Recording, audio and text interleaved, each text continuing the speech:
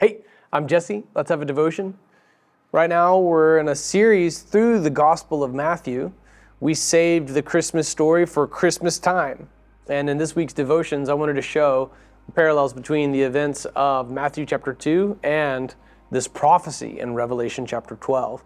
Yesterday we're clear, though, I do not believe that the woman in the sign of Revelation 12:1 is Mary, or at least not Mary alone. She's Israel. Now let's continue. Revelation 12. Let's read verses 1 through 3 today. A great sign appeared in heaven, a woman clothed with the sun, with the moon under her feet, and a crown of 12 stars on her head. She was pregnant and cried out in labor and agony as she was about to give birth. Then another sign appeared in heaven. There was a great fiery red dragon, having 7 heads and 10 horns, and on its heads were 7 crowns. Let's stop right there. You definitely see the parallels and why somebody would look at that and immediately say it's Mary. But this is the story of how God brought about the Savior, and then the devil tried to stop him. Merry Christmas. This is an act of spiritual warfare, and God wins. Mary is not the only person involved with the birth of Christ. The very nation from whom she was born was miraculously brought about by God, elected by God, as the descendants of Jacob over the descendants of Esau, in a fulfillment of a prophecy to Abraham, which was then passed down to Isaac and Jacob and Joseph. This was all the sovereign hand of God at work. So this dragon is described as fiery and red. There are 13 times in which the devil appears as a dragon in Revelation, but this time it says that he has 7 heads and 10 horns, and on its 7 heads were 7 crowns. Jesse, what in the world is that about? Why is he described this way? All right, here's something from Daniel chapter 7. Okay, in Daniel chapter 7 and verse 7, we see this. After this, while I was watching in the night vision, suddenly a 4th beast appeared, frightening and dreadful and incredibly strong, with large iron teeth. It devoured and crushed, and it trampled with its feet whatever was left. It was different from all the beasts before it, and it had 10 horns. Okay, we skip down in Daniel chapter 7 to verse 20. Actually, I'll go to verse 19.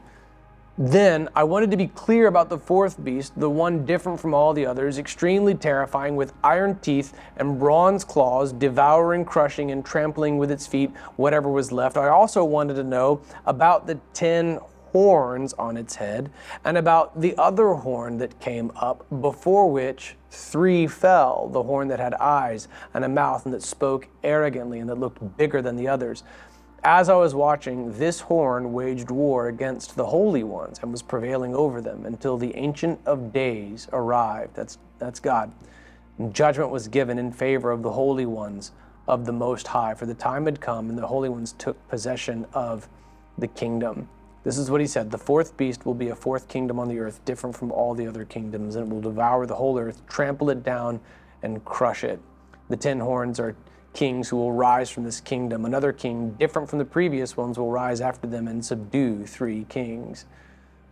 So this has ties, this imagery about having 7 heads with 7 crowns, all right, and having 10 horns. This is imagery that we've seen in the book of Daniel before.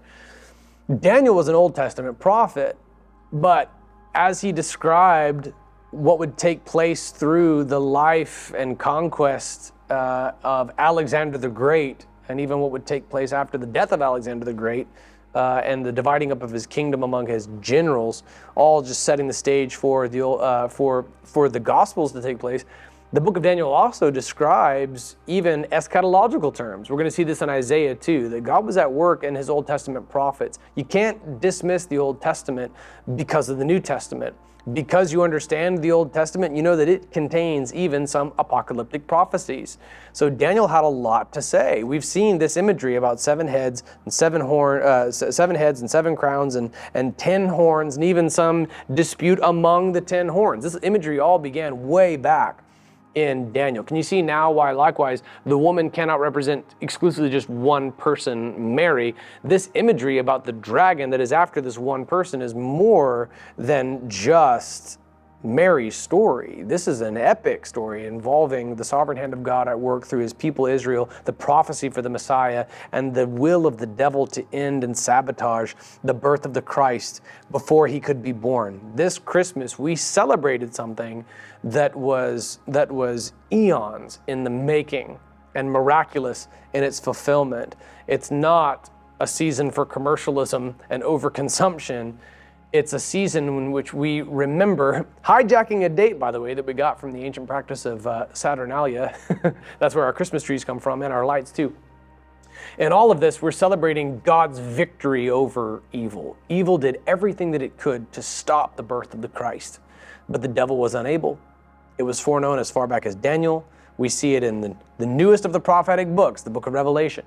But he was unable to stop God's work through the lineage, the nation, the birth of the Messiah. Merry belated Christmas. We'll continue in this tomorrow.